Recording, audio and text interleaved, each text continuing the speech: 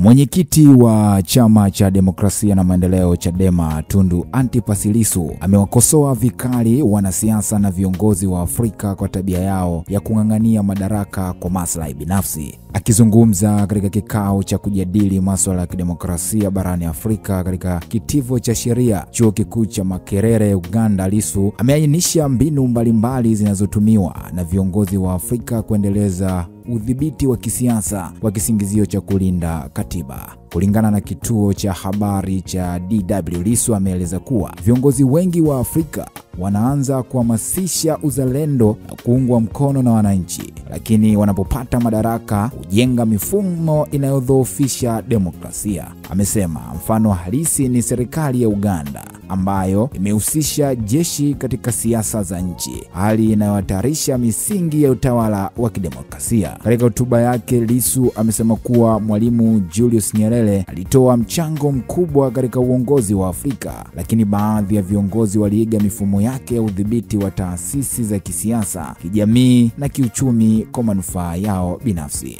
Namnukuu, kuhusika kwa majeshi katika siasa za taifa ni hatari sana. Mwalimu Nyerere aliwafunza viongozi wengi wa Afrika namna ya kutumia majeshi katika kudhibiti upinzani. Itakuwa vigumu kuondoa hali hiyo, amesema Lissu. Ameeleza kuwa rais wa Uganda Yoweri Museveni alilelewa kisiasa na Nyerere na kwamba mifumo ya kisiasa anayoitumia sasa aliiga kutoka kwake. Katika kikao hicho kilichohudhuriwa na wasomi na wanafunzi wa sheria, mjadala umeibuka kuhusu uhuru wa kujieleza kama msingi wa demokrasia. Baadhi ya wasomi wameeleza kuwa changamoto kubwa ya utawala wa Afrika ni pale wananchi wanaponyimwa uhuru wa kujieleza na kushiriki maamuzi ya taifa. Hata hivyo, mmoja wa wasomi hao, Dr. Daniel Luhweza, amesema kuwa japo Nyerere aliwahi kufanya maamuzi pasipo kuwashirikisha wananchi, baadaye wengi walikuja kuona faida yake. Namnukuu, wakati mwingine kiongozi anafahamu kile ambacho raia hawawezi kukubaliana nacho, lakini baadaye kinakuwa na manufaa kwa taifa, amesema Dr.